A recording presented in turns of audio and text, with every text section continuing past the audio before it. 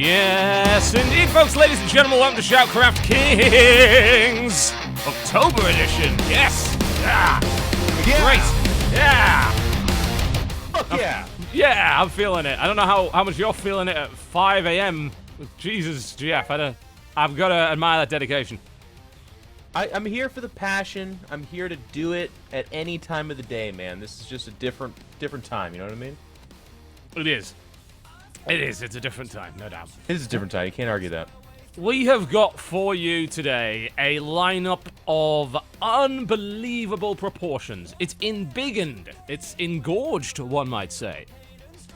Embiggened, I like that. Well said. Indeed, it is full of some of the best Korea has to offer, as well as foreign talent and a couple of surprises here and there. I'm looking forward to seeing how they kill each other. Yeah, you guys have had a pretty amazing tradition of just awesome games, and I am so happy to see this unfold before my very eyes. You know, it's 5 a.m., but some would say this is the best way to wake up, John. I would say that. I would say so. What better way? What better way? Can't name one. No. Nailed it. Indeed. How about that Mana? Current king of the hill. 4 maps. He took the crown from his arch-rival Nerchio. Now, by arch-rival, we mean that Nerchio beats the snot out of Mana about 70% of the time. Yeah, he's always kind of had his go, and this kind of... The funny thing about that is that actually goes... There's no actual thing to blame here. You're not like, well... Nerchio's only now reaping the reward of a strong Zerg meta or something like that. It's like, no, he's actually just kind of always had Mana's number, if you will. But the two being countrymen, that kind of comparison was always going to happen. But to be fair, it's not like it slowed down Mana too much either. He's won a lot of championships himself, and here he is as the current king. He's doing okay for himself, I guess we could say. Yeah, he's doing pretty well. It looks like his form is getting back into shape. You know, he's had a fairly rough year, I would say. It's pretty fair to say that. While Nerchio has had an extremely strong year, but Mana seems to be getting back on the horse. Good to see that. I mean, this is a guy that's won championships year after year after year. He's won championships in every era of this game. Yeah, and he, like you said, he championships. He was one of the first foreigners to win. Actually, I think he did win the first. Yeah, he won the first championship. No, God, I always get this wrong. He lost to that train guy. I'm actually blanking on his name in the PvT, but anyways, he had the 6 storms. He was one of the first guys to go to the finals.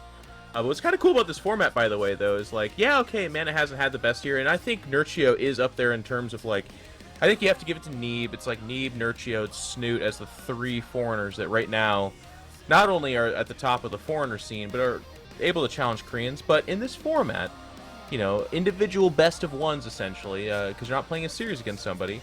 Mana is actually one of the most dangerous guys. Protoss has always been one of those races that, yeah, they can just pull off a timing attack, and that lowly, relatively bad Protoss in comparison to who they're playing against, not saying that's going on right now, can all of a sudden beat someone much better because that's kind of the way they've been playing. So, Mana's a real threat here to beat Nerchio, whereas if this was like a best of 5, best of 7, I don't think I would give Mana a snowball's chance in hell.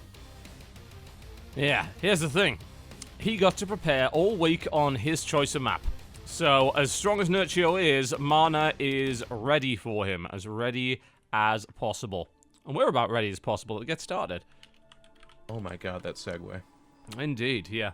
Which is pretty good. I did that segue while kicking out an illegal betting bot from our game lobby here that somehow managed to sneak in.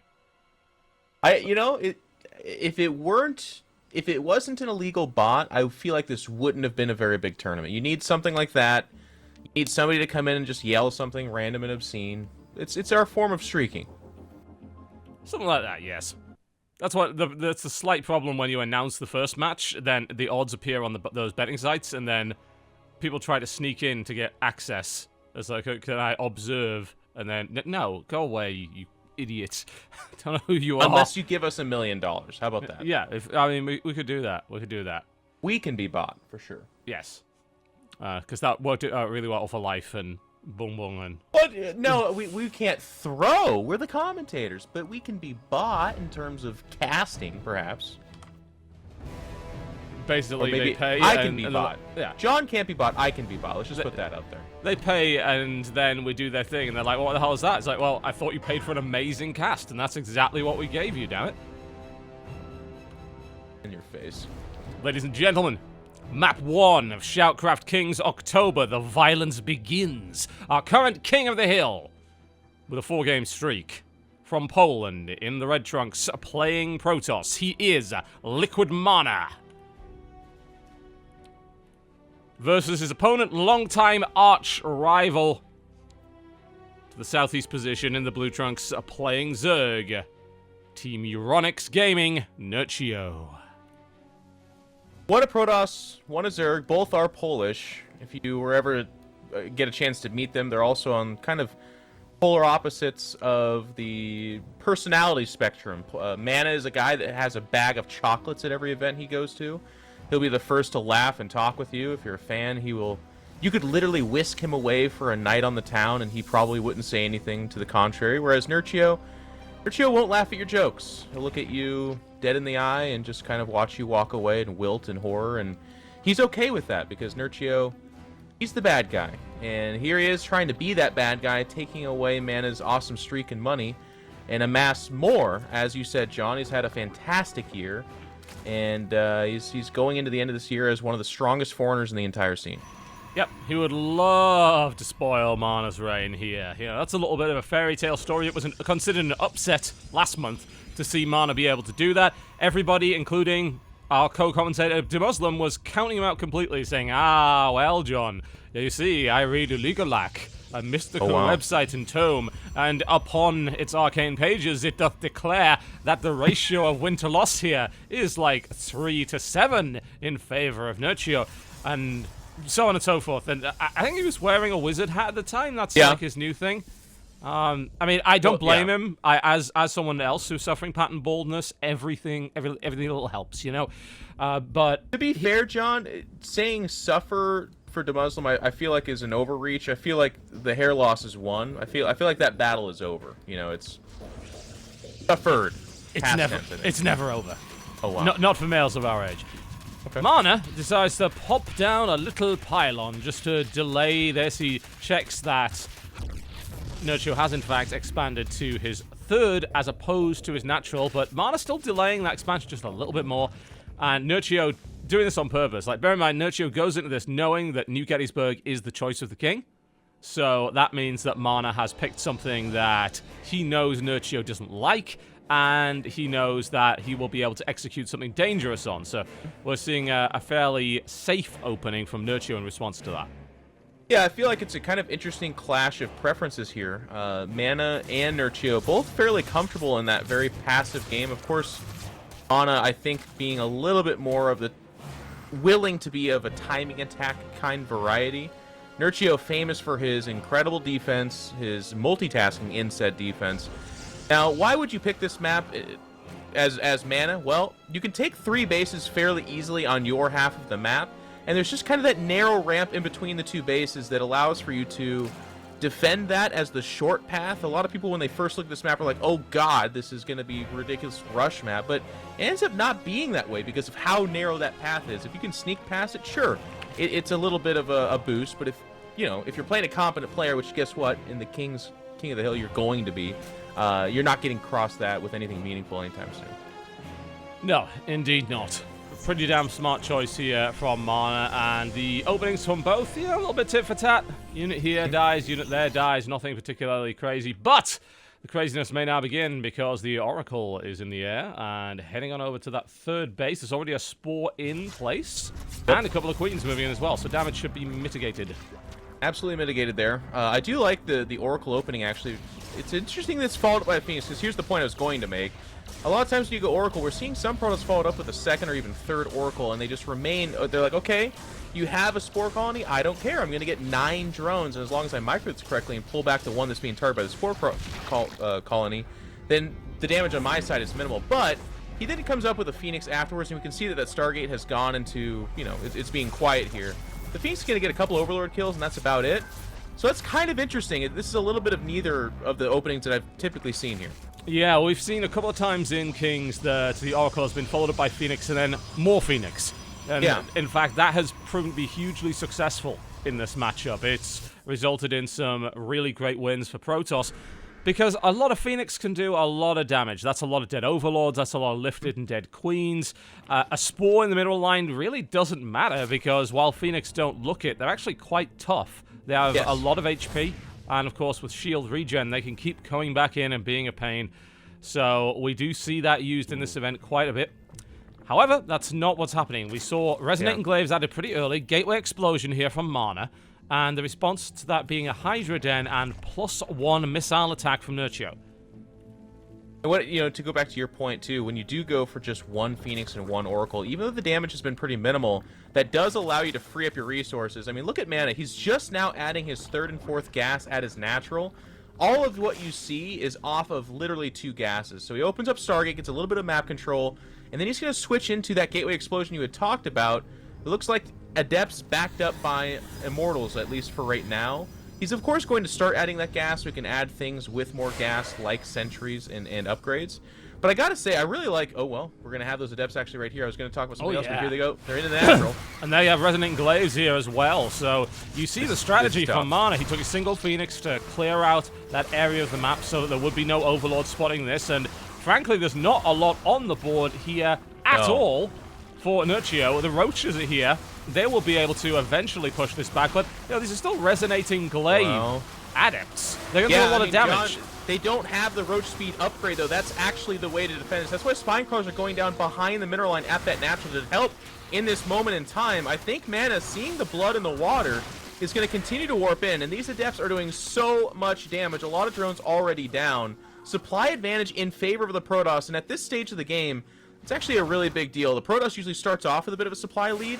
That should go away by the huge production of the Zerg, but we can actually see that Mana has taken that for himself. Now, Mana playing a little bit conservatively. If I saw slow Roaches like this, and I have, what is it, like 9 or 10 gateways behind this, I feel like you could almost keep on the pressure, but Mana going to play it safe, pulls back, happy with the drone kill, happy with the disruption, sees that there's a huge lack of tech from the Zerg, and he's going to be okay with this advantage for now. Yeah, he hit it just at the right time, too. The Hydra Den was just finishing up, and Nerchio was thinking, okay, do I need to get the Hydra upgrade? Do I need to go for +2 on my melee? Do I need to start building some Hydras? Oh, there's stuff in my base. Well, just build the first thing that I can think of that's going to defend it. And as you accurately pointed out, no Roach speed because he built the Hydra Den before that. He spent his gas doing that. Yeah, and Nerchio's kind of famous for his defenses, but a little bit of a crisis moment there. Now, I don't want to... I mean, as we can see, Nerchio has stabilized. He does have that 4th base fairly saturated, but as I say that, 4 Dark Templar are going to come in here. Nerchio is going to try to block off that Spore Crawler. I believe there is an Overseer on the map somewhere. Yes, there it's down by the Natch. He's going to try to get up there, but it's not going to be there in time. Oh, and yes. 4 Dark Templar are going to score the hatch kill. Mana's October Surprise takes out the 4th base nice and easily, something that he's softened up lately, and he's going to force... Oh, that wasn't cancelled. That is a waste of resources there for Nerchio. Very, very effective strike against the Zerg player. Nerchio looking a little bit out of sorts, but he is starting to build a very strong army, but he is getting picked at very effectively here by his Protoss opponent.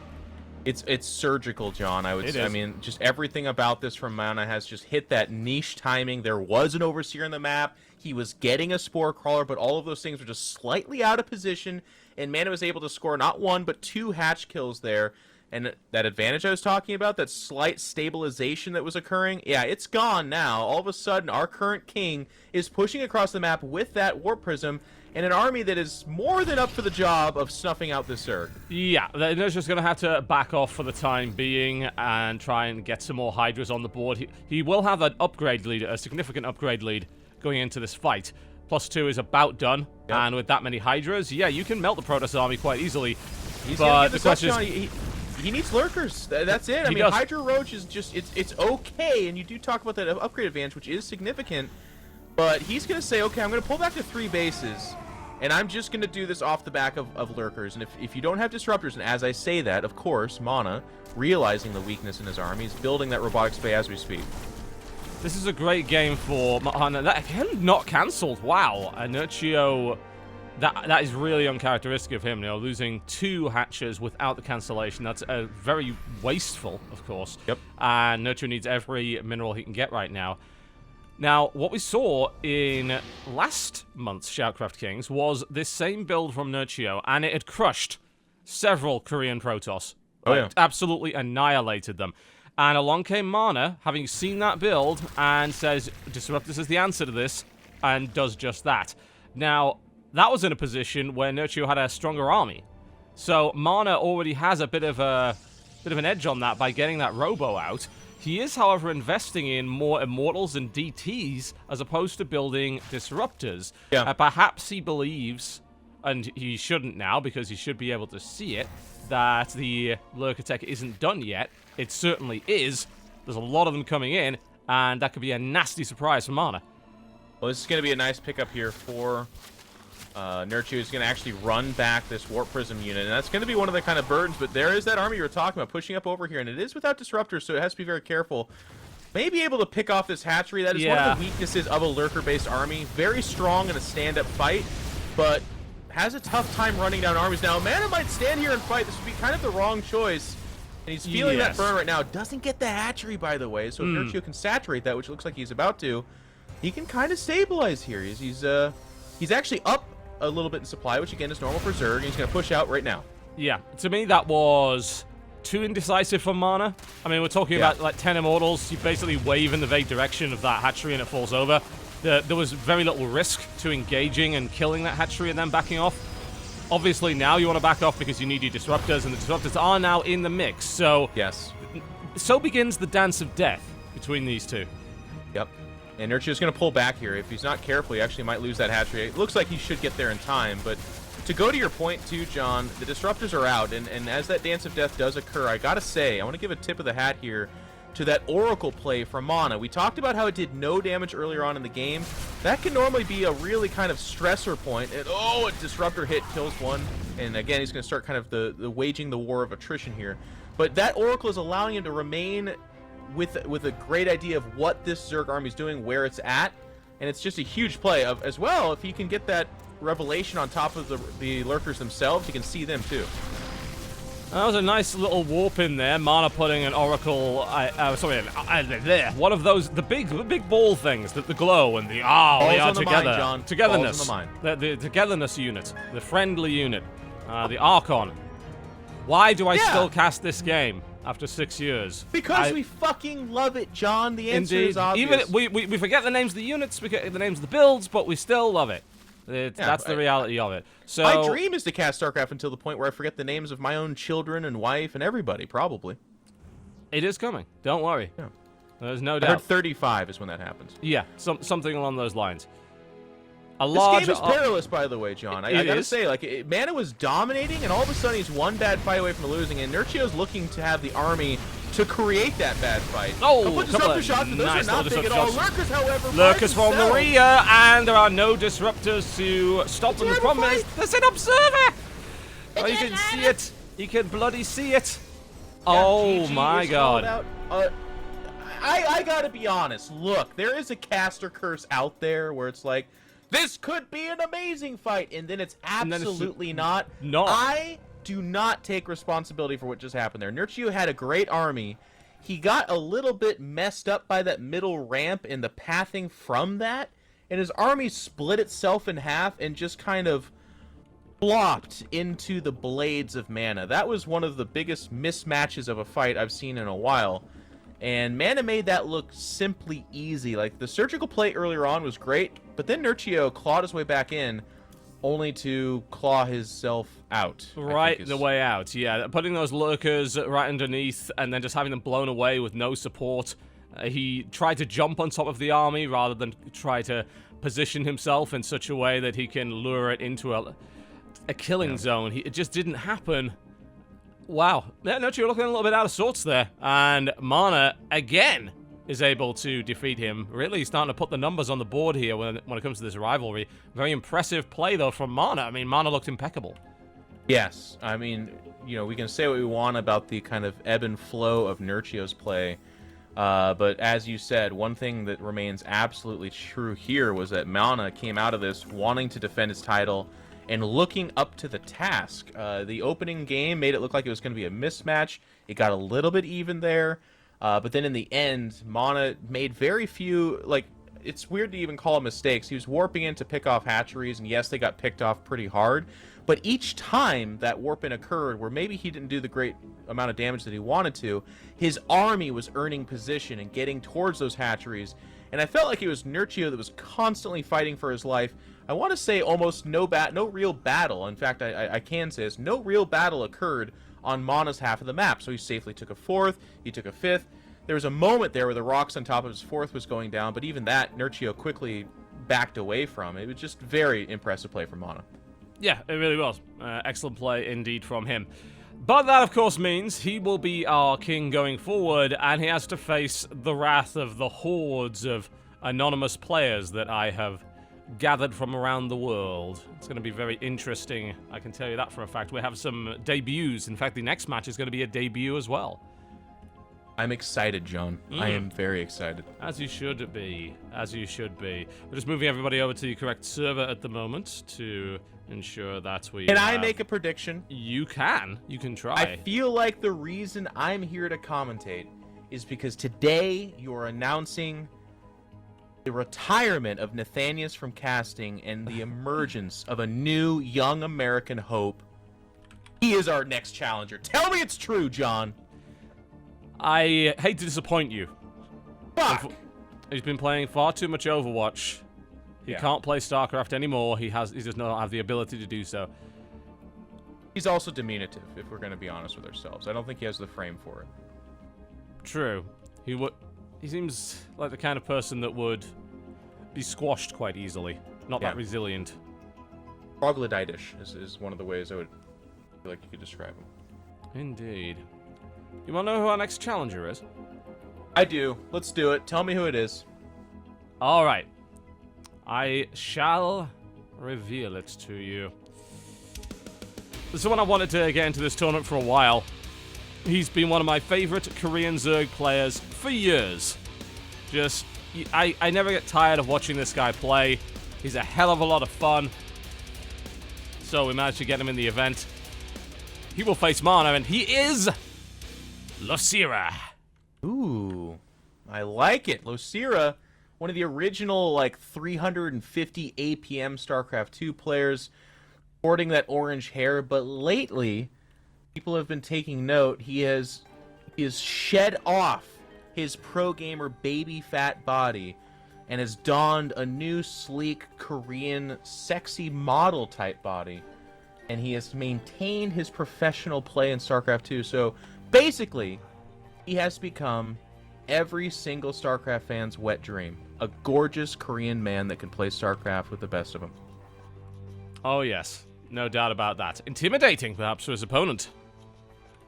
Well, if it was anybody else, John, I might say so, but Mana doesn't seem to feel emotions the way a normal person does. I think you could say something mean to him, he would chuckle, laugh, and eat a bar of chocolate and just kind of go on with his day. I don't know that he knows fear.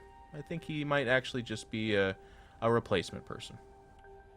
I don't believe he knows fear either. He has not had a brilliant year, that I will say. We've seen certain players who had phases of dominance fall off a little bit in 2016. Probably a lot to do with the various changes going on in the StarCraft 2 scene. He did at one point use the nickname Kang Ho as opposed to Losira. That was a dark time for him, in my eyes. Yeah, I've got nothing there. I don't know why I did that. Koreans change their names sometimes, and it gets weird. Yeah, it is a little strange. I'm not really sure what's going on with that. He hasn't had too many tournament achievements lately. I mean, he won the Asus ROG Summer 2015. That was in the middle of last year. He basically slapped Petit Drogo all over the map. But since then, he's been playing along in Pro League, and he's been attempting to get some things done there, and hasn't really accomplished all that much. But, I really like seeing players like that in this tournament because they're often the surprise spoilers. It's like when Hurricane showed up and Innovation was on a 10-win streak and everyone's like, ha ha ha, Hurricane! And then Hurricane's like, ha ha ha, yeah, mate. Well, John, that's died. That's why they're perfect, John. That's why, I mean, think about you know, like he's like a starving dog. He hasn't had his food. He is a competition dog, and if you starve them long enough, they become pretty dangerous, actually. And you have an event here that provides pretty damn good money by the map score. So this guy can go from like, I haven't won much lately to, I made several $1,000s in that weekend. And who do I have to beat? Some Polish guy named Mana. I laugh in the face of danger, he says. That's probably exactly what he says. Indeed. He's currently nursing a 2-1 loss to Stork, which may affect him somewhat psychologically. Stork, not really known for being the highest level right now. Love the guy to death, and he shows up in our tournaments from time to time, and that's so awesome just to say, it's like, hey, I'm Stork. I'm a Brood War legend. Look at me. I'm going to play in your little online event. And I'm like, you are a god, good sir. I don't care if you lose every single game. I'm still going to enjoy watching it because you're also a crazy person. But he has had quite a bit of success in the last couple of months with online events. He's been participating in various online cups and doing pretty damn well for himself. So looks like he's in a fairly polished form. And he's ready to go. Mana is ready to go, as are we. Let's begin. King Sejong Station will be the venue for this encounter. Will our Polish king, Mana, stay on top? Or will he be dethroned by one of the fastest men alive? We'll find out very shortly.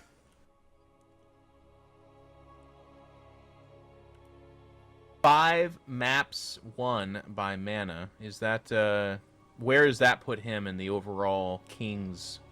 That puts him right in the middle of the pack in terms of streaks. There are really, yeah, middle I believe of the pack. Yeah, there are 3 players who have accomplished 8. One has accomplished 10.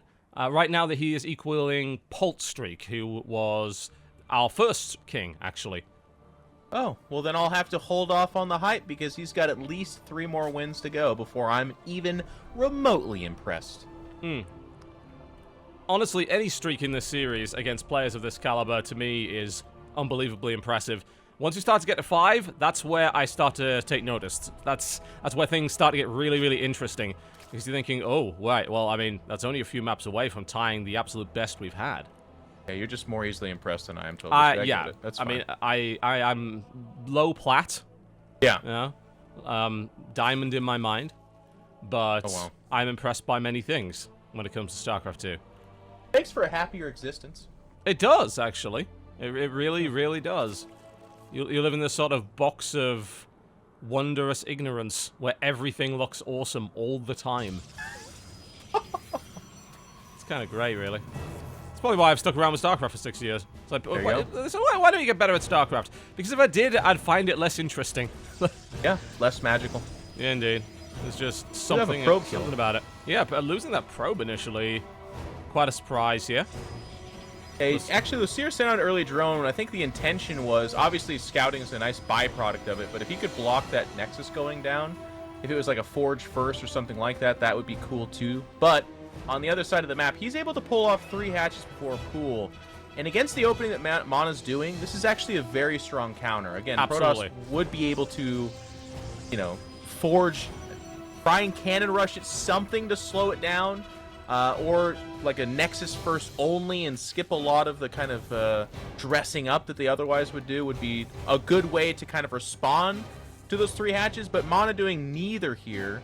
And if I'm not mistaken, yeah, he actually hasn't scouted at all either, so he's not aware of the fact that he's facing this opening. Yeah, it's a great start from Losira, and I think it actually indicates some knowledge of his opponent. Mana is not known for aggressive openings in this matchup, and he's not really known for really building cannons anywhere, honestly. That's just not his thing. So I think this is a very intelligent opening from Losira. There's always the risk that Korean players go in unprepared against foreign opponents. You know, they often are thinking a lot about their Pro League opponents. They're thinking a lot about the guys they run into on Korean ladder, who are not Europeans. I'm always so interested in the European versus Korean matchup as a result of that, because it's always so weird. It's like there's a massive imbalance in terms of the information that each player has. Yeah, and that's part of what's been so impressive over the years, John. Like, most of these Korean players, it's the foreigners that have watched countless matches of them on stage. They're not hiding builds. They've seen their best form of play. And to your point, the reverse is certainly not true. A lot of Koreans have seemed disinterested or, let's be honest here, haven't had, you know, a lot of things to look at to see these top-level foreigners play. So it's always been kind of funny that Koreans have won so dominantly while still being the ones that everyone knows how they play, and in actually quite the opposite, not knowing at all about their foreigner opponent. But times have changed a little bit, John. They We've have. got Neeb over there in Korea doing very well. Mana is one of the absolute best foreigners who has made a stand a few times against Koreans and won fairly large sums of money while defeating Koreans. So there are some people that can do it, and we've got one of them here on top of this hill. That we do. And we should, of course, not dismiss Nerchio's accomplishments in the Casper Cup. He, of course, did go out in the round of 16, but what a group, and a hell of a series of matches that he was able to put on there. We actually, weirdly enough, saw his debut match against Maru was on Kings the week before the Casper Cup. That's the first time they'd ever met, and then they had to play a best-of-3 in the LAN environment, and it was a close 2-1 in favor of Maru as well. You know, that was not the dominance that people expected at all. Which is so cool to see, because Maru is one of the absolute best Korean Terrans. And it bears mentioning, when you say Korean Terran, by the way, there's actually a little extra something to that. A lot of our foreigners are familiar with very top-level Protoss and Zerg play. We've always had super strong Protosses and super strong Zergs, but the Terran department has been lacking, and I'm not trying to pick on anybody, it's just kind of a fact. We've had some good Terrans, but very few and far between, so it's kind of cool that we saw, you know, one of our own stand up against one of the absolute best of a race that is very difficult to win with. Yeah, no doubt about that. I mean, Korean Terran to me is almost the fourth race. You know, there's Terran and then there's Korean Terran. And it doesn't matter if you know how they play. Can you keep up? That's what really matters. You know, there's a physicality, there's a dexterity to playing Terran in the Korean style that has ended many careers, blown up many wrists, certainly caused a lot of surgical bills in that country, but it's dominant. It's why Korean Terrans have done so well. It's like, well, you prepped for me, but it doesn't matter. You're still not fast enough. You can know what's coming, but if you can't defend it, then it's irrelevant. Yeah, and it goes back even to Brood War. It was one of the times as a Brood War player where I felt most hopeless. I was a pretty good Brood War player, but there's a few times where I played some of these top-notch Koreans, and I was like, in Protoss and Zerg, you could feel it, but against Terran, it was like, I actually, like, mathematically don't stand a chance. But we do have these Adepts moving over here, and it's into Losira's grasp. Now, one of the things Nerchio was missing was Banelings. They counter Adepts very well. That AoE, hard for the Adepts to split against, and the damage output, of course, reducing them to ash. But Mana sees them and is going to go ahead and back away. Really smart play there. Does he get home? That's going to be another matter altogether. And meanwhile, he's able to establish his third, but I do want to note, as thirds go, this is a fairly late third. He was delayed quite a bit by the Lings of Losira. Looking for a possible surround and Baneling detonation. Oh, and he wipes most of those Adepts out before they're able to warp away. That was a great catch there from Losira. Or do make their way out of this, and that's going to be pretty okay for Mana. Like, it could have been all of them, but a lot of Lings are going to kind of come flooding in here. Meanwhile, that Phoenix Cloud does reveal itself, and I don't like this for Man. It's going to, well, okay, it's going to come home. It's going to try to pick up these Banelings. It's going to get several here. It's going to get the whole shebang. Well, unfortunately, he now only has, well, one Phoenix to shoot. So he overdid it just a little bit with the lifts there. But the fact of the matter is the Banelings were out of the fight, and that's what's important. Yes. He's also adding a couple of Oracles into the mix, which, again, I love. You know, use of the Stasis Ward as well as that scouting ability. Also, focus fire-wise, against Ling and Baneling, Oracles can be absolutely devastating. Yes. Absolutely, and Mana is putting together a pretty good defense here, actually. With all the Banelings gone, these Zerglings don't pose that much of a threat. The Phoenix are going to have to get some work done, though. If you're going to go double Stargate like this, picking up Banelings is not really what you're looking to do. No, it's obviously Queens, an okay consolation. Overlords. Yeah, exactly. And he's starting to work that out. Here. Yeah, he's getting some done here. Maybe I would have liked to see a few more Phoenix. You know, Overlords don't die that fast to Phoenix, but in the meantime, there are Lings. There are Lings in the third. I mean, I got ahead of myself, I guess. I was like, yeah, those Lings, forget about it. But Losira finds a way. He's one of the original Ling artists, if you will. But a lot of Adepts, the mispathing. They're up on the ledge, maybe singing a song or yodeling. But what they're not doing is throwing psionic glaives into the teeth of drones right now. Bit of a miscue from Mana. He's not recovering because, meanwhile, in his natural, he actually walled himself entirely in, and he's preoccupied with that. He's just kind of, this is a big mistake from him for the first time we're seeing it. Yeah, a little sloppy here from Mana. That is not what you want to be against an opponent of the likes of Losira. I would not recommend that. I mean, Losira had a great economic start as well. He's looking pretty damn confident. And yeah, it's a good job that those roaches can't see up cliffs, because those adepts would be under serious fire if that were true. In the meantime, a large army is marching across the map, and the Protoss defense is looking a little thin. Yeah, it's a single Immortal and a few Adepts here and there. He's actually going Oracle, which is going to do him no good here. He queues up the Oracles. The Phoenix count's not meaningful. He does have Dark Templar. He's going to need more. There is that warp in the last second, but there's just so much Zerg here. They're actually a real threat to just not give a damn. Yep, and rolling Banelings are making their way into the natural, which is not what you want to do. Down goes that Immortal pretty much immediately. A couple of Banelings will make their way into the mineral line. And Roaches, of course, heading towards the third base as well. Yeah, there is a DT there, but, you know, you need a few more than that. That Nexus is under threat. We have seen, of course, that Mana decided to counterattack and do a good amount of damage with these Adepts, but really, these Adepts need to be at home, you know? They might need to be. I do like the angle of the Adepts. They're able to get a lot of Zerglings for their money, but it's just the multitasking. Look at those Banelings at the top of the map. Oh, do it. Basket of probes, a couple of Banelings. It's often all you need. 52 workers total kill. The economy of our king is devastated. There is no gold in the coffers. The peasants are revolting. No gold, no nothing, really. I mean, his army is fairly non-existent. The Phoenix team uncontested. Mana's going to wall off the right side, and in doing so, yeah, exactly. He actually cancels that idea. He's like, wait a second. I've got like 20 probes or something. The Dark Templar, they may have kind of held off the inevitable, but it's coming. Losira is just a juggernaut of production back on his side of the map. Well, yeah, unless we can somehow see these hatcheries shut down rapidly, then we're going to see just a big army from Losira, and there's going to be no response here from the pretty much broke Protoss player. Yeah. Okay, cool, these DTs are great, but if you're just playing them defensively, the Zerg player's just going to keep mining, it's going to build something even bigger and hit you with it. Yeah, you know what? To be fair, though, I do want to say, I called him a juggernaut of production. I actually misspoke. He's just now building back his drones. He actually... That attack that he did came really fast, and it came off of a bunch of production, but not a lot of gas. It was kind of like a mid-tier attack. Losira, had he not done the damage that he did, would be in a lot of trouble right now. The Adept counterattack was pretty good. The Dark Templar obviously didn't have much in the way of an answer on his half the map, but those are all ifs, ands, and buts. The damage was done. There's 2 Spore Crawlers here, which is going to make Mana really sad. Yeah, because otherwise he'd be able to pick that off. Yeah. GG, he taps out, and I don't blame him. He was economically devastated. Losira with a really great build, attacking just at the right time. And yes, honestly, unfortunately for Mana, he made some pretty serious errors when it came to the placement of his units.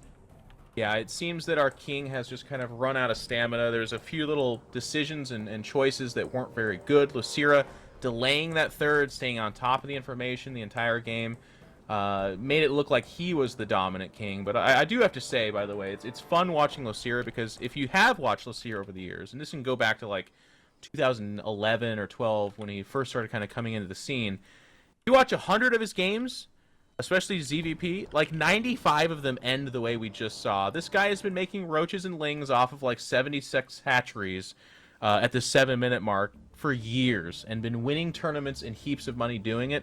It's because he's so damn fast. It's because of that multitask. We saw even the 2 Banelings picking off like another 15 probes up in the main, while fighting at the third, while getting lings to do damage to the natural. That's what makes him so good. He's not super flashy in terms of like, oh my god, his late game army control is just out of this world. It's more just that he's going to come at you with more stuff, moving very fast and being well controlled early on. No doubt about it. Well, I'm interested to see if Losira can go deep in this tournament. That would be a very nice recovery of form for him. Certainly a big confidence booster, no doubt. We're going to be heading over now to the Korean server to find out who our next player is going to be.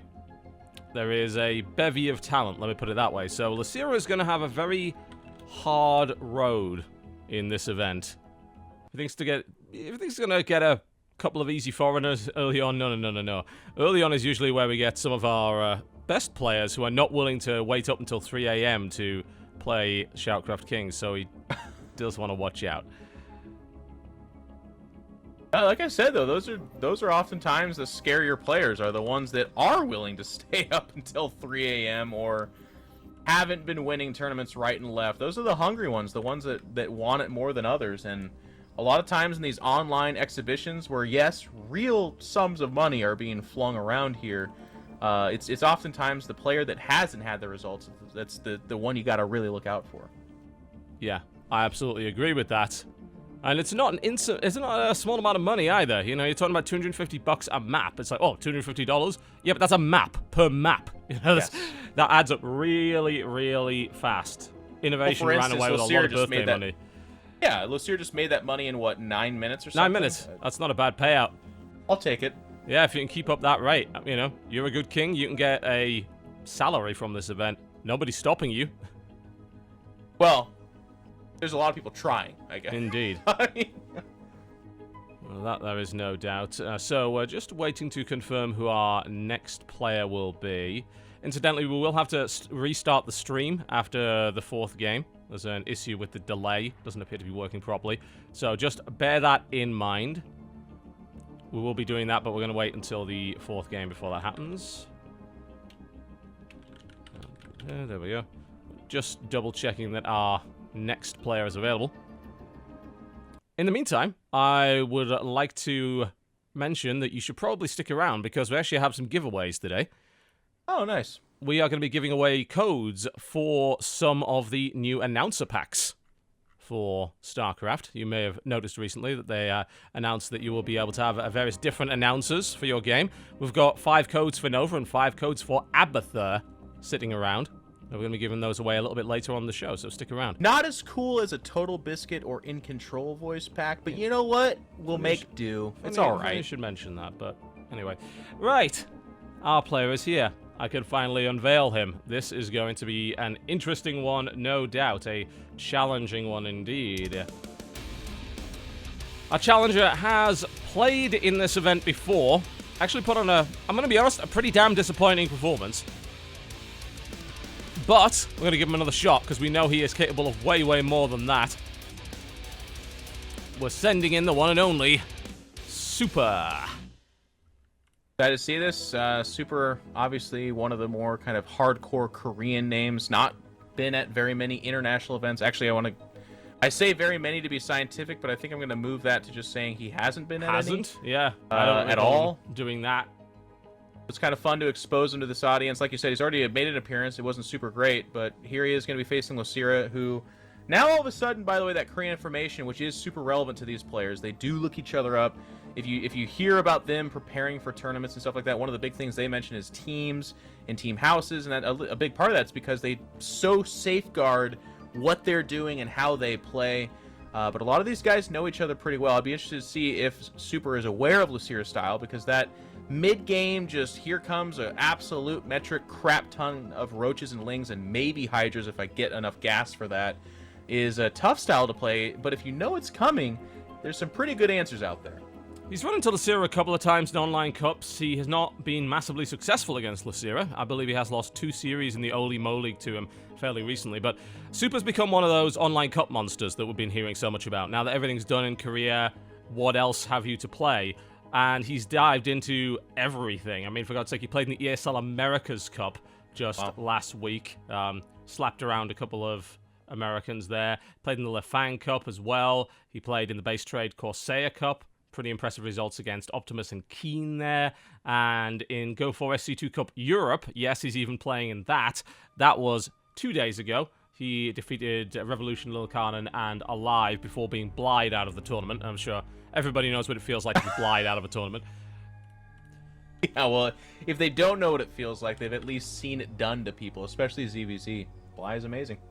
That he absolutely is. Super confirms ready. Losira confirms ready. The countdown has now begun. Frost LE will be the venue for today's encounter. Our new king is Losira with 1 map to his name, having beaten Mana quite convincingly, in fact. So let's see. Let's see what he does against Lil Protoss. Yeah, that's what's kind of funny about Losira is he doesn't tend to make for super amazing games. If you can get into the scrappy stage with him, where like, again, and Mana was trying to do this, you got to deflect his aggression, but then also maybe do a little bit of harass back at home. It can get interesting that way. But Losira, he's one of those guys that lives and dies by the sword. If the sword was like an unending horde of Ghibli Zerglings and roaches, if that was the sword. I believe it is. I believe you can call pretty much anything a sword as long as you're the one wielding it. This is an interesting start from Losira. That is a 12 pool. Yep. Completely different. I mean, polar opposite of what we saw from him in the previous map. You know what it sounds like when a dove cries, John? I assume painful and squawky. Probably. I don't actually know, but what I do know is that this probe is going to first scout him on a true 4-player map. That is unlucky. And if there was if we could know the sound of a dove crying, it's right now. It's squawking. He actually didn't see the pool, weirdly enough. I mean, he will now. He's certainly going back in. There he goes. He sees the pool. Yeah, that is very unfortunate. I mean, a 12 pool on a map, 4-player map like this, it is a gamble, certainly. The response is going to be a forge here from Super. He's going to be able to get a cannon up, and, well, I can't imagine that this is really going to do much for Losira at this point. That should be completely deflected. Nexus. He still expands before the Zerg. That's how bad the state of affairs is for Losira. And Losira is just adding more Zerglings, by the way. He's doubling down on this. So Super's going to add a gateway. It's going to have a single opening here. And he could even pylon to close that off to really buy him time. Now, if Super makes a mistake and lets these lings in, and he's not. Never mind. Okay. That's not going to happen. I'll just, John, I'm going to go make an omelet. You can cast the rest of this. Well, we could do that. Honestly, Losira's hatch right now looking like a broken egg on the floor. Perhaps his dreams will be following them. Because a 12 pool is a big risk, and that is a risk that really did not pay off here. As a reason it is not done all that often. Sure, we're going to see a dead pylon and then a couple of dead probes, but the economic investment here from Losira in order to do this is not game-ending, but it's going to put him in a very poor position going forward. He's just now making more drones. It's 15 drones to 20 probes. The Nexus has finished. The hatchery that typically finishes before a Protoss, or at least at the same time or close to it, is about a third behind. And of all that, that's all actually, that can happen. That's not the worst. The worst, John, is that Losira is not mining gas at all. So things like dropping Zerglings, a Baneling bust, Ravagers, the things that a Zerg can do to force a Protoss to build things that puts them behind is not available to him. So he's just going to sit here on the outside of this wall and stare hungrily at Super, who can make any choice right now, basically, and it's pretty much the right one. Yeah, it requires a screw-up from Super at this point. Maybe he plays super passively and allows Losira to get away with a third, maybe even a fourth hatchery or something like that. I don't see why you ever would in this situation, but we've seen it happen. Even pro gamers can get a weird idea in their head. But as it stands, we have Twilight Council going up here for Super. He's looking for the tech which can end this game. And Losira is just begging for time at this point. Yep. And I love this from Super, by the way. He is way ahead. That's when Zergs do weird stuff, because they're just like, well, I'm dead. I'm going to do something weird, like make 20 slow lings or something. So he's actually going to push out here. See the saturation of the natural. Doesn't see much else. But he also actually, kind of interestingly enough, just saw the first creep tumor go down as well. And that's actually a very funny thing for a Protoss to see, because they're like, oh, okay, well, gosh, if you're just now spreading creep, that's how far behind you are. I have a pretty good idea of what's going on.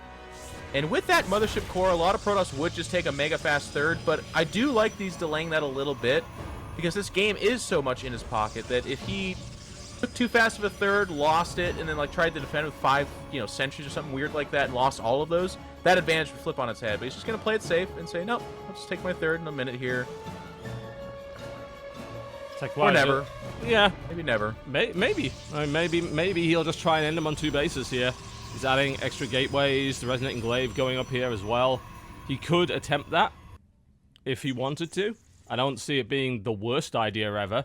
Losira's going to lair and has only just started that hatchery there now as well. I mean, Losira is basically incapable of attacking Super right now. So the ball is in Super's corner. I would love to know what he's going to do with it. Dark Shrine is being added on here. Why not? I mean, to that, that's a bit of a strange choice given this position, right? I don't know. I mean, you might be asking the wrong guy. I think a Dark Shrine is always appropriate, but I feel like what he's doing with the Adepts is he's saying, I'm going to expand behind this, because you're not going to be able to attack that either. and then I'm going to be just outpacing you. You don't have speed, or maybe you do, but you probably don't have roach speed. At least that's what Super's counting on. But as time kind of goes on here, John, I'm getting a little bit worried because, as you said, what if he just plays passive and does nothing? And I was like, John, don't be a fool. But then all of a sudden, he kind of just sat back and played passive. He did, however, use that passivity, assuming that is even a word, it is now, to create tech. Lots and lots and lots and lots of tech, which all just got scouted by Losira, and Losira's probably pretty damn happy about that. But can he stop it, is the question, because he's only got slow roaches. As you mentioned, they're unupgraded. He's going up against Resonating Glaive Adept and a Warp Prism plus DTs. Yeah. So there is a lot of flexible strikeability here from the Protoss, and not an awful lot of defense from Losira. As you said it, John, I love this. There's actually no Spore Crawler here because he's so far behind. He was trying to kind of skim on that. He was scouting. He sees all the tech, but I believe he actually didn't see the... No, he saw the Dark Shrine. Never mind. But the Adepts and the Natural are going to shut that down. Adepts at the third, winning that fight as well. And I think Losira's early game decisions are coming back to haunt him. He pushes back the Natural, but doesn't even kill the Adepts at the third, and that's going to be a problem. They can return later if they want. Massive, massive attack here on two fronts from the Protoss player, and an incredible investment. Nothing lost. Traded for 15 plus a queen, I believe. That isn't good at all. I mean, the economy of the Zerg player was already in a bit of a shambles, and now it's even worse. And we see a significant tech advantage for the Protoss here, who has finally decided, you know what, I can take my third base now. Yep. You could maybe say that Super has been playing this too safe, but it's doing the job. And why lose to some weirdness? Like you said, you know, all the usual Zerg weirdness that can happen when they're backed into a corner. That's all been just completely shut down. No possibility of it happening. And Losira is now relying on Roach. And they're great units, but they're going to be fighting against Immortals, upgraded Blink Stalkers, all manner of nonsense. I like this, by the way, from Super. He has a Dark Shrine. A lot of people would look at that and be like, okay, he saw no Spore Crawler. Surely he's going to warp in like 4 DTs and go ham. But he's just like, you know what? I still feel like I'm ahead. I don't need to take the risk of investing 400 or 500 in minerals and gas only to have it thrown away.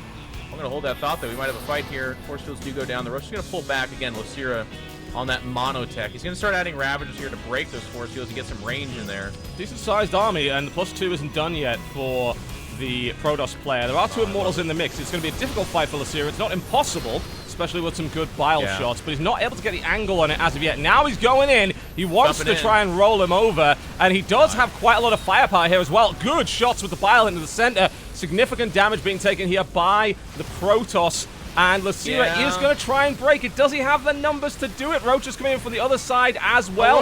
That last Immortal's going to fall here. Go ahead and start Photon overcharging anytime here, buddy. Meanwhile, back in the third, by the way, it's been shut down. I say that as an afterthought because the damage Losira's been able to do here at this third is ridiculous. I think it's short-lived. I feel like those Ravagers are about to die, and this army is kind of all that Losira had going for him. If you look at, again, at the third of the Zerg, it's just non-existent. The main is drying up. The Natural only has one of its gas. It's like, this is Losira light. He wants to make a lot of Roach. He wants to make a lot of Lings, but his economy's been so stunted this whole time. It hasn't been a lot. It's been diminutive. That was a brute force attack that, while it did do damage, it needed really to do more. And unfortunately now, Super with the +2 is going to march in, and we'll see whether or not Losira can defend it.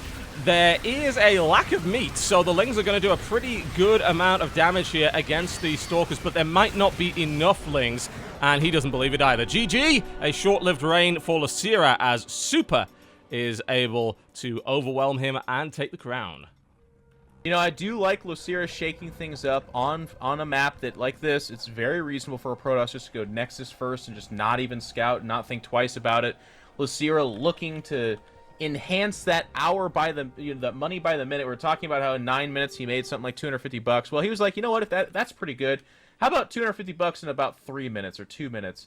Unfortunately, he got his hand stuck in that cookie jar because Super first scouts him, which is lucky, by the way. There's no normal scout path on that map. You either go to one of 2 bases, and he got the coin flip, scouts that important information, and just never let go from there. We were a little bit worried with his kind of passive, safe play, but he was just so in the driver's seat that even with the kind of haphazard defense at his third, it didn't look like he was ever really in danger of losing that game. It just a very nice play by him.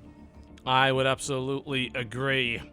Well, we've got some great players coming up, but we're going to take a break. I do need to mess around a little bit with the stream delay, so the stream's going to go down for a couple of minutes, folks. Do stick around. I'm going to be having a 5-minute break so everyone can get sorted and we can get our next player organized. Anyway, do not go anywhere. You are watching ShoutCraft Kings October. The stream will be back up in just a few minutes. All right, ladies and gentlemen. Are you ready to find out who the next challenger will be? Yeah, I'm ready. We'll see if Super is ready. He played really well against this previous Zerg, but this is maybe a Zerg on an entirely other level. A different... It's Solar.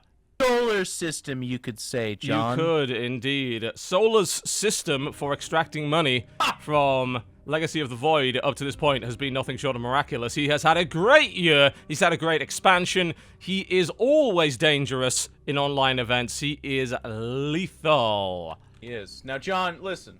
You're a famous co-host on the Co-Optional podcast. You guys like to keep it real. I understand that. To be that as it is, I'm just gonna drop it out. I'm just gonna say it like it is. Why do you hate Terrans, and what did you do with all of them? Maybe they're just waiting in the wings for later. Did you just say waiting in the wings? Is that Indeed. a play Waiting on... in the wings of liberty. It's 6 a.m., but in our minds, it is the peak time of the day. Actually, for you, it's 9 a.m. You should be very awake. That's not even close. No. No, of course not. No, I'm self-employed. Are you That's kidding stupid. me? Frozen Temple will be the arena for this matchup. Samsung Galaxy Khan Solar. An absolute terror of online events, especially in Legacy of the Void. Taking on Super, who is looking way, way more solid than we saw him previously, so it's good to see that. Will it be enough to take on a player of that caliber?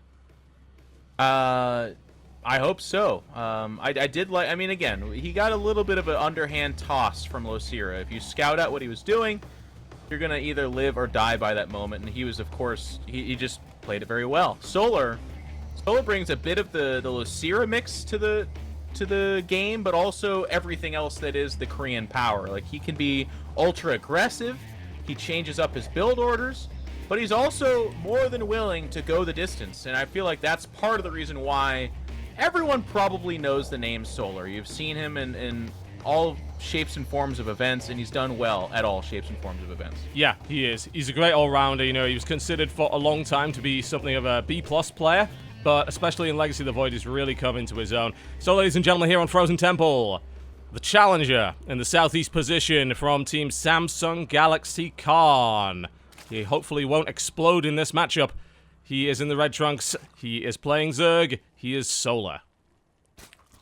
Versus his opponent to the northwest position in the blue trunks playing Protoss from Team Freaka Freaks. Currently our king of the hill.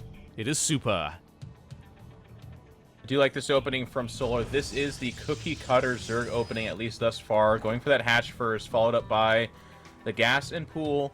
That has been one of the standards over the eons of StarCraft 2, but it's lately in Legacy of the Void become pretty challenging, because from here, it could just be a third. It could be like a Speedling expand. We see +1 melee play, followed by a lot of Banelings. We see Ravager timing attacks. We see Mutas. Like, truly, Zerg has finally kind of come into their own, where a lot of options are available, as opposed to just the one or two they've been kind of stuck on for the previous two editions of StarCraft 2. And it's become, how do you face that? Because as well, I think Heart of the Swarm was, to a certain extent, a little bit dry, because Protoss had a lot of mono play, and they had a lot of just like, okay, here's the range of things you can do. It's like 1 to maybe 3 builds, and my generic opening just kind of counters all of them. So it becomes, you know, it's a different game. Long story short, well, actually, it's been a long story no matter how we put it. It's awesome to see this opening. I mean, I didn't bring you on for your ravishing good looks, let me put it that way. What? Hey! Not only my ravishing good looks. Let's say that. It was low on the priority list, you know. Under various In the other contract things. negotiation, guys, John said there's going to be no webcams. I fought tooth and nail to get my face on there, but it just didn't happen. So we'll have to see if that happens in November, December. I'm fighting the good fight. Don't you worry. The Cybernetics core block here on the 3rd. Yes. We have seen it more and more lately. It was a bit of a surprise to see it pop up in the Korean scene last couple of months. But you can see why it's done. That is a tough bastard to bring down. It can be a real nightmare.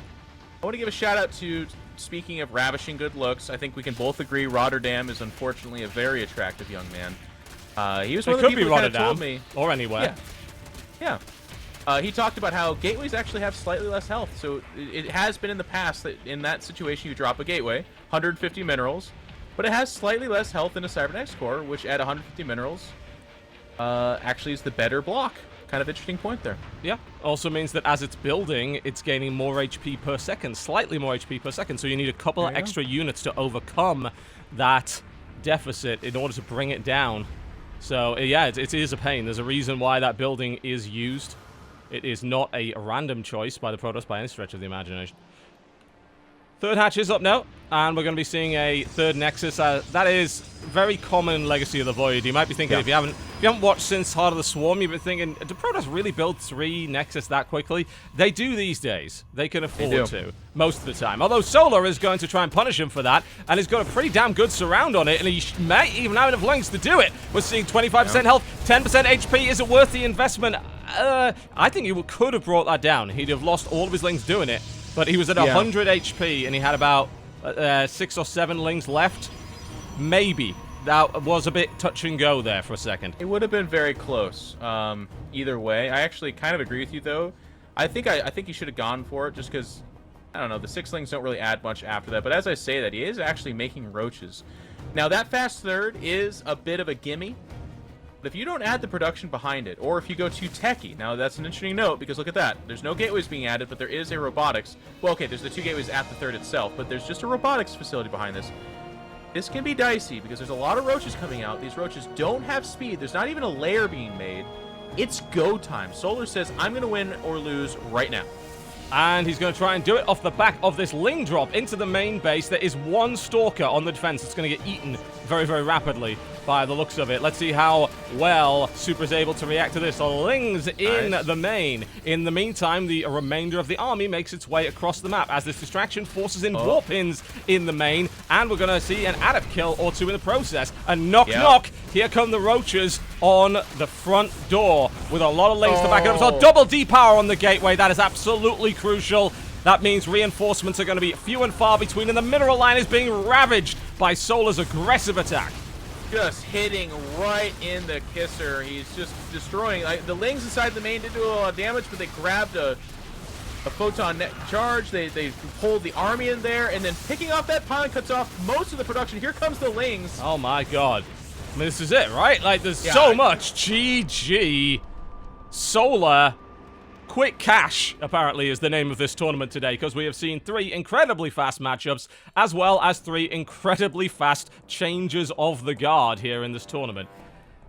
And it's always interesting, because when people see such a decisive win like that, I get asked this often. They're like, okay, well, what could Super have done differently to hold off that attack? And I think one of the kind of interesting things that was void of his play was that he took that fast third, but didn't have any intel about what's going on the other half of the map. And we've seen other Protoss players take even as few as like 2 adepts and just have them out there shading back and forth and seeing things like, hey, your third's not very saturated, or oh my god, all of a sudden there's 20 Zerglings. And then you'd probably make a few different choices, like instead of going for that robotics facility, adding things like 3 or 4 more gateways, additional pylons walling in, playing more cagey, doing what it takes to hold off that attack, because if you do hold off that attack, it's 3 base Protoss against 3 base Zerg. The Protoss probably has more probes unless something bad happens there, and should go on to win that game. Like the Zerg's just putting it on the line there, but Solar going for that distraction play with the Zergling drop and then just piling it on, but actually really importantly, hitting that pylon, which cut off 50% of the production. Very smart play by him. It really was. It really was. That was excellent. Sorry, I'm just talking to our next challenger who is having difficulty getting in the channel right now. Sort that in momentarily. Yeah, I mean, it was just a textbook assault there by Solar. Absolutely phenomenal. You know, we did doubt when he decided to pull away from that third base with the lings, but it evidently did not matter. Catching them in that transition, forcing warpins in the main with that ling drop, picking off the Stalker there as well. I mean, that in itself was wonderful. Yeah, like, I mean, he did such a good job to just kind of peel. I mean, that again, let's be honest, was a pretty bad game by all counts, right? Like, both players played all right. That's not the reason it was a bad game. It was a bad game because Solar just destroyed Super, just hits this timing attack that Super just looks completely inept in his defense. It looked like there was nothing he could do. But it's a lot of the small things that kind of led up to that. And it's interesting, too, because a lot of times when a Zerg fails to cancel a third and loses the Zerglings in the process and has their own third delayed, you don't usually see a timing attack like that dealing with the Protoss so well. And I think a big part of that was because Super was resting on his laurels just a little bit. He should have seen, like, hey, my third's going down even in front of the Zerg one. I should not be playing to the long game. I need to be playing to the short game, because as long as I continue this advantage, the mid and late game will be favorable to me. But a slight misstep, and that's all it took for Solar to just come crashing through that door, get himself $250, and be, at least for right now, trying to be the king of this hill. Well, he's going to have to deal with a surprise debut. And when I say surprise, yeah, this guy's the king of surprises. He is unpredictable to the max. Oh, God. Yeah, you know who this is. I know who you're talking about. This is the kind of thing that you get night terrors about. This is the sort of thing that you wake up in a cold sweat thinking, oh, please tell me that the next person I'm going to have to face will not have to be Yo Flash Wolves Haas. I knew it. John, you son of a bitch. You're awesome. This guy is one of the most, if not the most unpredictable pro player in StarCraft 2 right now. He plays builds that shouldn't work.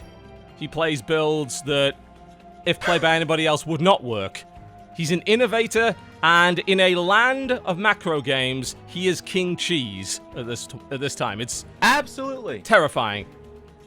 I mean, we're determining our king of the hill, but it's been the emperor of the universe of cheese is Has. Like, this guy will cannon rush, and if it works, great. If it doesn't work, fine. Then it's Dark Templar. Then it's Proxy 5 Stargate Oracle or something. Like, it's just cheese on top of cheese. Like, look, I like cheese. I'll have my cheese. You know, I like lasagna, I like cheese pizza. This guy would put Parmesan. He'd bring his own bag of mozzarella. He'd pour that on there, too.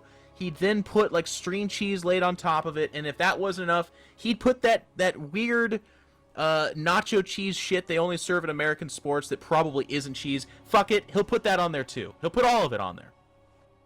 And it works. He drowns his opponent in it. It's as simple as that. You can't prepare for Haas. You can't. If you do try, and we have seen opponents try to over-prepare for Haas, thinking, oh god, Haas is going to bring out 5 varieties of cheese, and then they just play too safe, and Haas just plays a macro game and kills them. So, this is a guy who is supremely unpredictable, and is going to be a challenge, no doubt, for even a player as good as Solar. So, ladies and gentlemen, to the southeast position, it's my pleasure to invite our first Taiwanese player to the tournament, and arguably the best Taiwanese player of all time. Oh, yeah. To the southeast position in the red trunks for Team Yo Flash Wolves playing Protoss, because what else? It is Haas. I mean, versus his opponent. You're speechless. I don't blame you. No, I knew you were going to introduce the other guy and I was being awkward. Just go ahead. To the northwest position in the blue trunks, our current King of the Hill, reigning over only a single map. So Kings are dying pretty damn fast in this tournament today, so we better keep an eye out. It's Samsung Galaxy Khan's Solar. And I gotta laugh. There's gotta be, like, Haas isn't going for a cannon rush. There's a second probe leaving, so let's just hold on. Oh, no, okay, he's gonna take the gold. But when he scouts a hatch first at the gold, there's gotta be a little moment of like, for Haas to be like, dude, you don't know who you're facing, do you? Like, that's... And it worked, because he's not cannon rushing, by the way. He's fast expanding. There's that macro game you were talking about. But, man, if any Zerg ever fast expands against Haas, he has to be like, oh, man, in the other 99 games we could play, I would be cannoning you so hard right now. Well, we'll see what he can come up with, because Haas is not only cannons, Haas is bizarre builds, Haas is high-tech builds, and, of course, grabbing that gold base really early on is going to give him a nice little economic boost. The Zerg player grabbing it there, too. I'm interested to see what comes out of Haas now that it is not cannons. I know. I'd love it if we just hyped him up as this cheese master and he plays the most generic, straight-up game. That happens all the time. the Probably time. gets destroyed. Yeah, it happens so often where it's like, he's gonna cheese, guys! Like, no. No. No, They're like, what are they talking about? These guys are idiots. It's just completely straight up. You're like, oh, no, dude. I don't expect him to play straight up even with 2 or 3 Nexus. He's going to come up with something. And he is dangerous. You know, he can put together some great timings, incredibly dangerous timings. Yeah. This is the guy that, as all of the Protoss sort of evolved past the reputation of Protoss being a very coin flippy and cheesy and timing orientated race, said, no, we really still are, and it's totally cool. We can absolutely do that. Yeah, I mean, one of the things he's become kind of famous for is his mass Oracle play, too, which is just something you don't typically see. So, you had made a comment earlier, John. I think it's a very astute assessment of what it's like to play Haas, but you can't prepare for him. And a lot of people are like, what are you talking about? Of course you can prepare for a cannon rush. Well, we didn't get the cannon rush, and that's because, again, you can't prepare for him. Like, he's going to do something that he's practiced 100 games or 500, and you faced it or even heard of it maybe once or twice. Like, that's what it's like to play Haas. Yep, you play in the dark pretty much all the time. You got to scout. You have to be prepared for pretty much anything. Solar so far, though, you know, nothing out of the ordinary. You know, just powering his economy forward after not getting cheesed. You know, that's going to feel pretty good. Well, it's coming, John. You can't fight back the cheese. Now, one thing that does have that probe. Actually, he needs to hide the Dark Shrine. That's going to be what determines whether or not this works. Probe, taking damage, on top of it. There's the pylon block. Nice. There we go. So that shouldn't be too much of a problem. The Stalker's going to come away and eventually deal with those lings. But, I mean, that's going to be a dead pylon, which there we go. Isn't great, you know, as well as a bunch of cancelled stuff. That's also slowed down his warp gate tech. Unpowered. There we go. Cute. Back online. Look at the proxy gateways. I love it. They are actually blocking in the Adepts. Like, it would take so many Zerglings to crack that. Not that they'll ever find this. No. But if he doesn't scout this anytime soon, by the way, this is going to be real soon. Horrendous for Solar, actually. Yeah, I mean, you've got the turret adepts, apparently. They're in their nice little indefensible, well, the very defensible bunker. Adding in more adepts here as well. Solar still doesn't know about it. He hasn't seen it. He's so close to seeing it. He has no idea this is here. I mean, these adepts alone are going to be dangerous, but then consider the DTs could come in from here, too. And he doesn't have a lair just yet. He probably will by the time Dark Templar do show up. The Lings are going to have their hands full chasing this down, and that's exactly playing into the hands. Well, actually, hold that thought. The lair won't finish. Here come the Dark Templar. Here come the Dark Templar. Proxy Dark Templar on double proxy gateways as the adepts bring away the defense. I don't think he's actually seen it. I don't think he even saw the blur. Even if he did, what's he going to do about it? The Spore Crawler's coming up right now. Okay, he needs to actually focus something. Pick something to kill and go for it. DTs are all over the place. He's going for the Queens at the moment. You see the Lings surrounding the Spore Crawler to try and allow that to finish. The other DT, a massive Baneling detonation. There are more DTs being added to the mix, though. Inside the main, they get cleaned up. Inside the third, they kill nothing. They get cleaned up there as well. And to be honest, back at home hasn't taken a third himself. His gold base is exposed. There's Ling Baneling out there. I hate to be the killer of hype, but this was actually quite underwhelming. Like, pretty poorly executed by Haz. It really was. Like, the DT sort of didn't focus on anything. They were like, I'm going to hit the Roach Warren. No, I'm going to hit the Queen. Now I'm going to hit the Roach Warren again. Yeah. They didn't kill anything key. And, yes, we've got a big Adept run by here, but there's a lot of units on the ground for the Zerg player. And I don't think this is really too shabby at all for Solar. He should be able to handle this. The Banelings crash into the Adepts and eliminate them nice and easily. This did not work at all. I mean, it's still all in. You know it is. I mean, actually he's adding a third Nexus. He's not quite all in, but he's going to lose a lot at the front here. He's just trying to buy time, and he has to. He needs him to chase around these Adepts. He needs him to worry about these gateways, which he won't in a second when that pylon dies. And after that, his attention's going to be turned to that Protoss that's kind of shamefully just not doing much. Now, that being said, if he can get these Robos going, get some Immortals out, there are some shenanigans Haz can pull off back at home, but it's going to have to happen quick. He's down 30 supply, and Solar has to sense blood in the water. He's getting Baneling speed, melee, and Roach speed. I feel like those two speed upgrades are the catalyst. After that, he should be thinking about ending this game. Now, economically, he's not in too terrible a spot, considering that Solar didn't have a brilliant drone count to begin with, but you've also got to bear in mind, saturating a gold base isn't that tricky, so the economy of the Zerg is clearly ahead of the Protoss for the time being, but... For the time being, yeah. If we get this third Nexus established, it is now up and it is now mining, and we add a few more probes into the mix with a fairly passive Zerg player, then we could get a lot done here. This is really great positioning from Haas with these adepts. He is absolutely maximizing their potential here, doing as much damage as he can with it. He's getting a few drones to the third. No drones to the natural, obviously. But again, as you said, the positioning allowed for him to get as much out of that as he could. But he did get his time, and right now that's he needs that. That's like his third is drying up. He's mining off that natural. So all of a sudden he's on equal bases with the Zerg for the time being. Excellent use of the contaminator pumping out there, double robo. Look at that. Yeah, that was ideal. That Immortal was about to pop out right now. It will still get there before this attack. This attack is actually mostly Lings. So we're going to need to see some more adepts and, of course, sentries. But it's going to be pretty hard to attack this base with just Lings. There are force fields in play. Yeah, it's going to be all about the force fields. These are speed banelings, by the way, with +1 melee. So they are, when they hit hard. But are they going to hit? They're coming into that natural where there's not a whole lot of defense. Photon overcharge to the max. And there, wow. That was an absolutely beautiful. Oh my God, Haas sets off the trap, crushing the banelings. He's super dead, but that was worth it. That was pretty cool. He did unfortunately block his own army in the process, but that was extremely entertaining. He sacrifices his third base. He now has enough to push this back, I would think. That was hilarious, but oh dear.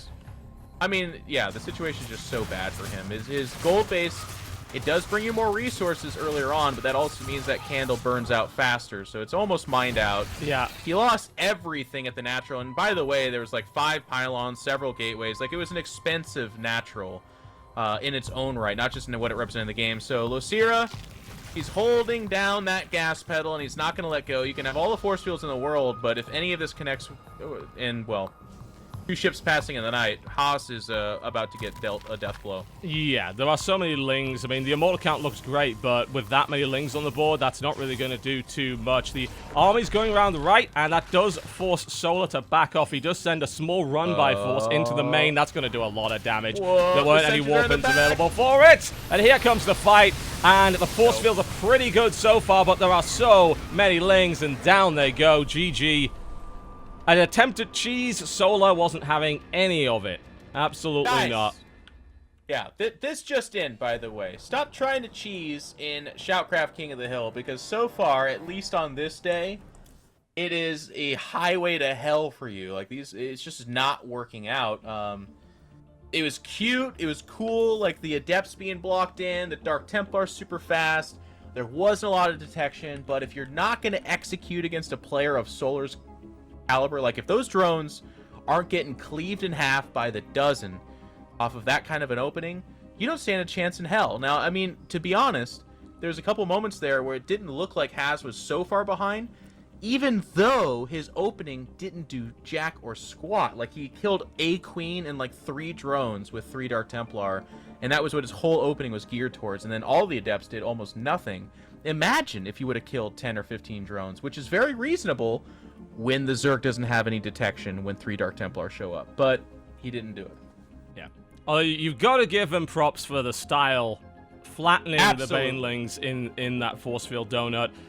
I mean, you probably realize right after doing that, it's like, yeah, that was awesome. Oh, that's a problem. I can't defend my third now.